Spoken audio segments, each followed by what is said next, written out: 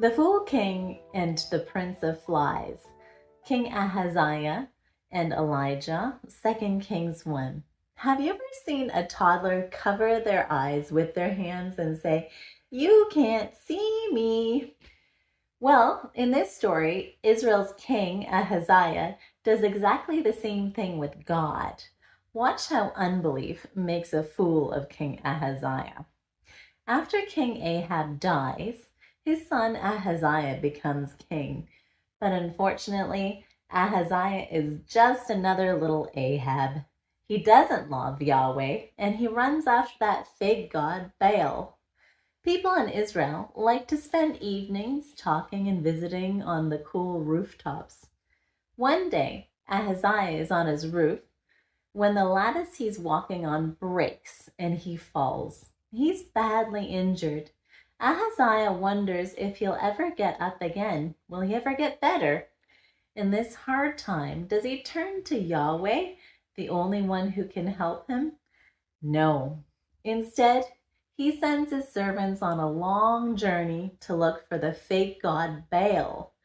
"Ask Baal if I will ever get better," he tells them. The servants go, but as they're walking, they meet Elijah. Elijah stops them in their tracks and sends them back to Ahaziah with a message.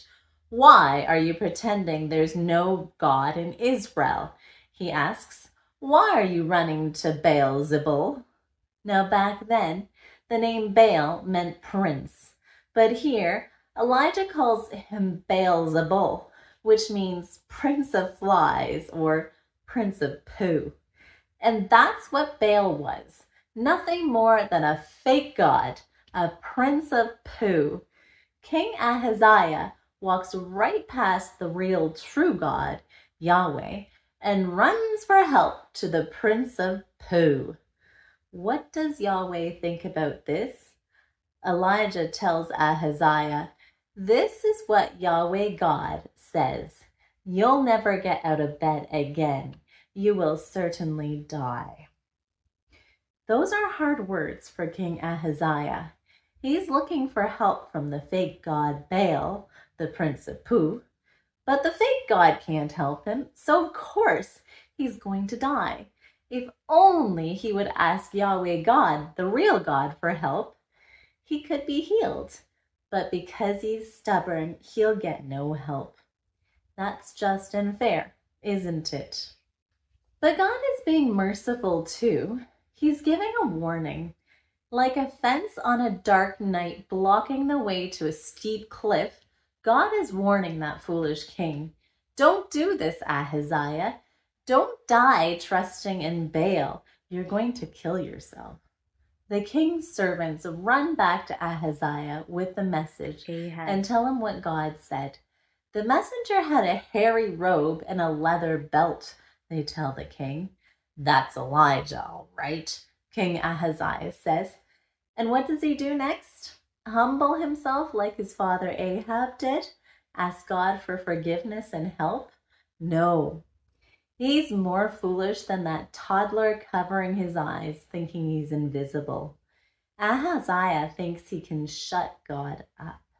He sends a captain with 50 armed soldiers after Elijah. 51 men against Elijah, and they're coming for his life. What can Elijah do against so many? Elijah is sitting on top of a hill when the captain arrives. "Oh, man of God," the captain shouts up. "Ahaziah says, 'Come down.'" You can almost hear the "or else" in his voice.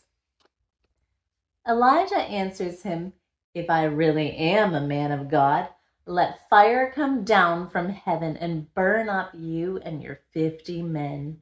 Boom! Fire bursts from heaven and burns up all those men. Now you would think Ahaziah would be shaking in his bed sheets, right? 51 of his strong soldiers are nothing more than a little pile of ash. It's a terrible warning from God. But Ahaziah is far more foolish than a toddler. He just sends another captain with 50 more soldiers. "Oh, man of God," the captain shouts up to Elijah, "Ahaziah says, come down right now." And what do you suppose happens next? The exact same thing. Boom! Fire bursts from heaven and burns up all those men too. Now this time Ahaziah has to listen, but nope, he sends out another captain with 50 more soldiers. This poor captain is far wiser than the king.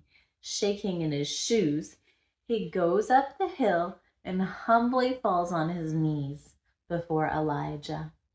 "Oh, man of God," he begs, "please respect my life and the lives of my 50 men. We are your servants." You see, Ahaziah doesn't care 2 cents for his people. The captain's only hope is that God will care for them. Does God care for his people? Of course he does. The angel of God tells Elijah, "Don't be scared of him. Go down." So Elijah gets up and goes to that foolish king. If Ahaziah thought he was going to give Elijah a piece of his mind, he was completely wrong. And if Ahaziah thought he was going to give God a piece of his mind, he was crazier than ever. In fact, Ahaziah doesn't get a word in. Elijah just says the same thing all over again. "Why are you pretending there's no God in Israel and running after the prince of Pooh?" he asks. "Because you've done this, you'll never get out of bed again.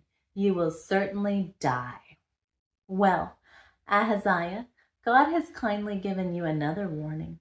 Even though you're running away, God keeps chasing you. Will you listen? Will you stop chasing your Pooh God and turn to the real true God, Yahweh? But no, Ahaziah is just plain stupid. He stubbornly sticks to his foolishness. And you know what happens, right? He dies, just like God said he would. It's a sad story, and sadly, it's a story that happens again and again. People run away from the real true God. They chase after anything for hope, money, fame, fake gods. They're just like Ahaziah. They try to shut God out by distracting themselves with their phones, being busy, having fun, whatever. But God is calling them, and he's calling you. Just like God sent Elijah to warn Ahaziah, he sent Jesus to warn you. Jesus is God's picture of his incredible love for you. He won't let you sit back and relax in sin. He wants you to come to him for mercy. So leave your Pooh gods, leave the things that leave you so empty, and come to Jesus. He's true and he's real. He's your only hope in life and in death.